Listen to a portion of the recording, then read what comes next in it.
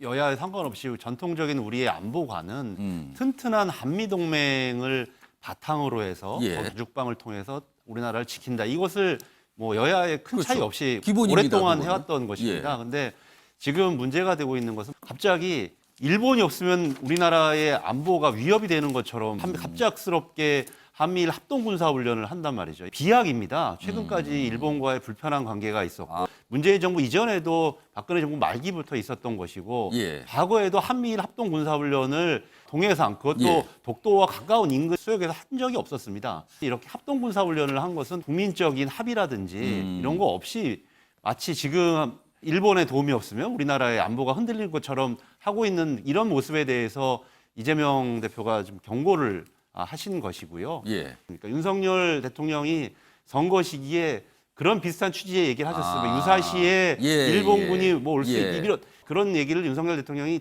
단초를 제공하셨기 때문에 예. 이재명 대표께서 그런 일은 절대 없어야 된다라고 하는 쐐기를 박으신 거죠.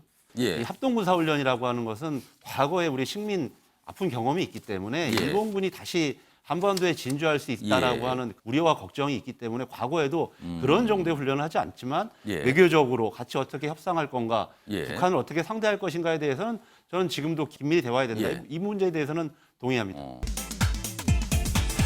한동훈 장관은 예. 본인이 수사검사가 아닙니다.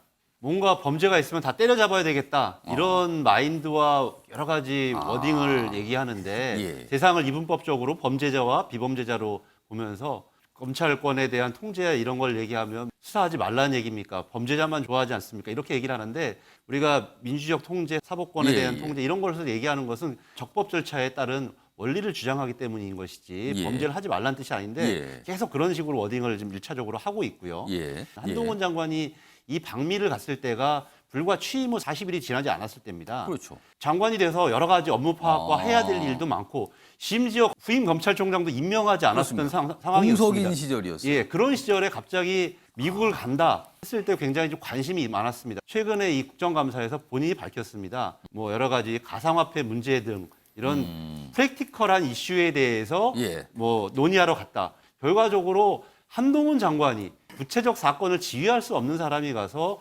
이런 이슈들에 대해서 스스로도 논의했다고 했기 때문에 이제 문제가 생기고 있는 것이고요. 뭔가 수상한 게 있는 거 아니야 이런 지각이시네요. 그렇기 그러면. 때문에 국정감사에서 이런 문제들을 예. 의원이 제기하고 그 목적이 무엇인지에 대해서 확인하고자 하는 것은 너무나 당연한 국정감사의 태도다 이렇게 좀 말씀을 드리고 싶습니다. 한동훈 장관의 이 취임 후 40일 된 방미에 대해서는 그 당시부터 여러 가지 의혹이 있었지 않습니까? 예. 소문이.